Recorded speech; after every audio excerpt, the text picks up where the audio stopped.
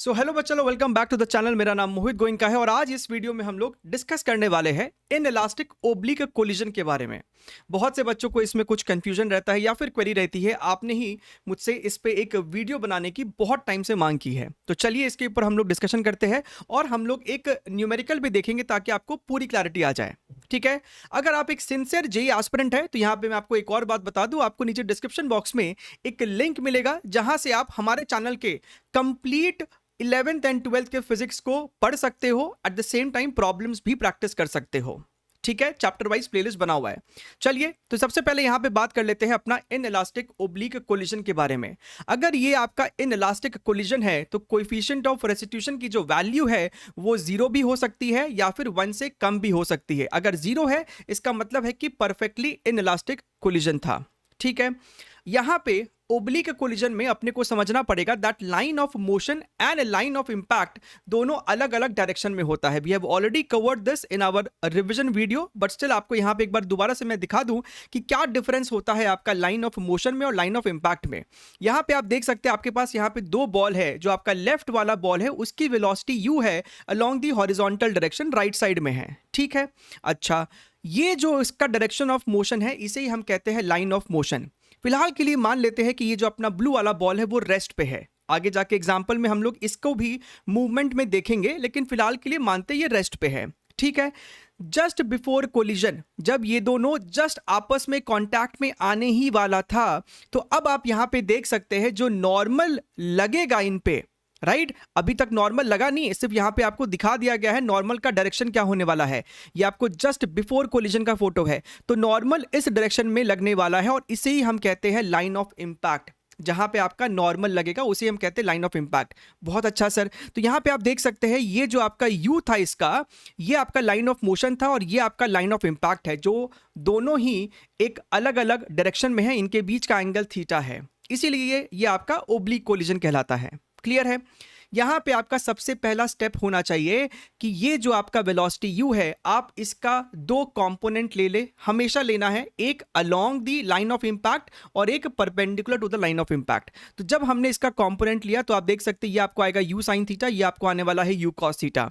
अब just after collision का अपने को फोटो बनाना है और आपको ये बात समझना पड़ेगा कि आपका जो लाइन ऑफ इंपैक्ट है उसी के अलोंग आपको पहली बात तो E का इक्वेशन लिखा जाता है। तो जस्ट आफ्टर द इंपैक्ट हमने देखा कि सर ये u sin थीटा तो नहीं चेंज होने वाला है। वेरी मच ऑब्वियस, क्यों सर? क्योंकि नॉर्मल जो है बच्चा वो आपको u sin थीटा के परपेंडिकुलर था, तो u sin थीटा में कोई भी चेंज नहीं आएगा। हाँ, u cos थीटा जो है मान लेते हैं आफ्टर द कोलिजन u2 हो जाता है और ये जो आपका ब्लू वाला बॉल है इसने एक वेलोसिटी गेन कर ली है, मान लेते हैं ये आपका v2 हो गया है। क्लियर है, तो ये आपका बन चुका है डायग्राम। अब आपको यहां पे लगाना है दो इक्वेशन, एक है आपका लीनियर मोमेंटम कंजर्वेशन और दूसरा है आपका कोएफिशिएंट ऑफ रेस्टिट्यूशन का इक्वेशन। जहां तक बात है आपका लीनियर मोमेंटम कंजर्वेशन इक्वेशन की, तो वो इक्वेशन आप लिखेंगे along the line of impact, क्योंकि इसी डायरेक्शन में आपको नेट फोर्स 0 था। नॉर्मल आपका येलो वाले पे ऊपर लगा था, ब्लू वाले पे नीचे लगा था, तो हम लोग यहाँ पे मोमेंटम कंजर्वेशन का इक्वेशन लिख सकते हैं। तो ये इक्वेशन क्या लिखने वाले हैं सर हम लोग? ध्यान से देखिए, यहाँ पे आपका ये m1 है, m1 into u cos theta, right, this is equal to m1 into u2 plus m2 into v2। तो along the line of impact हमने लीनियर मोमेंटम कंजर्वेशन का इक्वेशन लिख लिया है। बढ़िया है सर। और दूसरा हमने यहाँ पे इक्वेशन लिखा है कोएफिशिएंट ऑफ रेस्टिट्यूशन का, that says velocity of separation along the line of impact upon velocity of approach along the line of impact. तो यहाँ पे आप देख सकते हैं along the line of impact जो वेलोसिटी ऑफ सेपरेशन है वो आपको हो जाएगा v2 माइनस u2 और along the line of impact velocity of approach आपको सिंपली u cos थीटा होगा क्योंकि ब्लू बॉल रेस्ट पे था। तो ये आपका हो गया है E वाला इक्वेशन। अब आप इक्वेशन नंबर 1 और 2 को सॉल्व करके जो भी आपसे सवाल में मांगता है वो आप सॉल्व कर सकते हैं। क्लियर है, चलिए तो यहां पे अपने एक एग्जांपल देख लेते हैं ताकि आपको और क्लैरिटी मिल जाए। आप चाहो तो इसको पॉज करके खुद से सॉल्व करके फिर अपना वेरीफाई कर सकते हैं, राइट। तो यहां पे आप देखिए आपके पास अब दो बॉल है, दोनों बॉल आइडेंटिकल है साइज में। यहां पे क्वेश्चन में दिया है इस वाले बॉल का मास 2 kg है, नीचे वाले बॉल का मास 4 kg है। ये जो आपका 2 kg वाला है वो राइट साइड जा रहा है 4 मीटर्स पर सेकेंड की स्पीड से और नीचे वाला लेफ्ट साइड जा रहा है 2 मीटर्स पर सेकेंड की स्पीड से। क्लियर है, यहां पे आप डायग्राम को बहुत ध्यान से देखिए। ये जो लाइन ऑफ मोशन है, राइट, ये डॉटेड लाइन जो है it is tangent to this 4 kg ball, और दोनों का साइज भी आइडेंटिकल है। ये बहुत ही यूजफुल इंफॉर्मेशन है। हमसे कहता है find the final velocity after the impact along line of impact. ठीक है, लाइन ऑफ इंपैक्ट के अलोंग फाइनल वेलोसिटीज क्या है, हमसे वो पूछी जा रही है। क्लियर है? तो यहां पे हमने सबसे पहले क्या किया है, आप यहां पे दो डायग्राम बना लीजिए। एक है आपका जस्ट बिफोर कोलिजन का और एक है आपका जस्ट आफ्टर कोलिजन का। अब आगे बढ़ने से पहले हम लोग को वो एंगल चाहिए, वो हमें थीटा चाहिए कि what is the angle between the line of impact and the line of motion, right? तो यहां पे हमने क्या किया, इसी डायग्राम को थोड़ा सा और जूम करके बड़ा करके बनाया है, क्योंकि आपको यहां पे थीटा दिखना चाहिए। आप यहां पे देख सकते हैं हमने किस तरीके से कंस्ट्रक्शन किया है। अब इस कंस्ट्रक्शन की मदद से अगर इस वाले बॉल का रेडियस स्मॉल r है तो ये सेंटर टू सेंटर डिस्टेंस आपको 2r होने वाला है, जिसका मतलब है कि ये जो एंगल होगा आप साइन थीटा से p/h से पता कर सकते थे कि ये आपको 30 डिग्री आने वाला है। क्लियर है? अब अगर ये एंगल 30 डिग्री है, now come back to the resolution of vectors. ये जो आपका 4 मीटर्स पर सेकेंड है, हम लोग उसको यहां पे रिजॉल्व करने वाले हैं।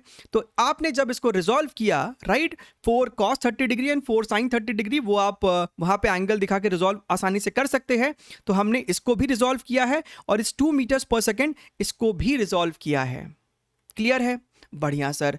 अब यहां पे आप फिर से देखिए कि जस्ट आफ्टर द इंपैक्ट ये 2 मीटर्स पर सेकेंड और ये 1 मीटर्स पर सेकेंड, उसमें कोई भी चेंजेस नहीं आ सकता है, राइट? क्योंकि जो नॉर्मल होगा वो इस 2 और इस 1 के परपेंडिकुलर है। हाँ, 2√3 और √3 अब जो है बदल जाएंगे। तो मान लेते हैं कि ये अब v1 हो जाता है और ये v2 हो जाता है after the impact. Now you simply need to write the equation of linear momentum conservation and coefficient of restitution. आपने जब यहाँ पे मोमेंटम कंजर्वेशन का इक्वेशन लिखा है तो इस तरीके से आने वाला है, लेकिन डायरेक्शन का साइन का ध्यान रखना है, राइट? ये जो आपका बॉल था ये 2 kg मास का है, सो 2 × 2√3, राइट? 2 × 2√3 माइनस 4 × √3। माइनस क्यों किया सर? क्योंकि जो √3 वेलोसिटी है वो अपोजिट डायरेक्शन में है एज कंपेयर टू 2√3। तो हमने मान लिया कि भैया ये जो डाउन द इंक्लाइन है, ये जो आपका डाउनवर्ड्स मोशन है, उसे हमने पॉजिटिव मान लिया है, right? This is equal to 2 × v1 plus 4 × v2। तो यहां से आपका इक्वेशन बन जाएगा v1 plus 2v2 is equal to 0। और एक अपना आने वाला है कोएफिशिएंट ऑफ रेस्टिट्यूशन का इक्वेशन। e की वैल्यू हमें सवाल में 1/3 दे रखा है, तो यहां पे लिखा है हमने 1/3 is equal to velocity of separation along the line of impact and velocity of approach along the line of impact. यहां से आपका ये इक्वेशन आएगा, दोनों को आप सॉल्व करेंगे, you will get v1 and v2 as this much. और हमसे सवाल में यही पूछा गया था, क्या पूछा गया था? Final velocities along the line of impact. तो ये आपका v1 है और ये -2/√3 क्या दिखाता है कि सर हमने डायरेक्शन v1 का ऐसे माना था, लेकिन -2/√3 ये बताता है कि v1 का डायरेक्शन ऊपर की तरफ इस तरीके से रहा होगा। कल को अगर आपसे सवाल में ये पूछता कि बताओ दोनों बॉल का नेट स्पीड कितना था, तो आपको एक बारी v2 पता चल गया, आपको यहां पे 1 तो पता ही है, तो v2 और v1 का रिजल्टेंट निकाल देंगे and similarly v1 and v2 का रिजल्टेंट निकाल देंगे, तो आपको नेट स्पीड पता चल जाएगा दोनों बॉल्स का आफ्टर द कोलिजन। तो इस तरीके से हम लोग इन इलास्टिक ओब्लिक कोलिजन के किसी भी सवाल को हैंडल कर सकते हैं। आपको यहां पे 2 ही टिप याद रखना है। सबसे पहला टिप आपका होने वाला है कि आपको लाइन ऑफ इंपैक्ट के अलोंग वेलोसिटीज पता करना है। कोएफिशिएंट ऑफ रेस्टिट्यूशन का इक्वेशन हमेशा लाइन ऑफ इंपैक्ट के अलोंग ही लिखते हैं। आई होप आपको यहाँ पे सारी बातें समझ में आ गई है। और अगर आप चैनल पे नए हैं तो सब्सक्राइब तो करना ही है। At the same time Telegram को भी ज्वाइन करके रखिए और हमारा जो एंड्रॉयड एप्लीकेशन है उसको भी डाउनलोड करके रखिए, क्योंकि वहां पे भी आपके पास कंटेंट है और कोर्सेज टाइम आते रहते हैं। चलिए, take care, wish you best of luck, bye bye.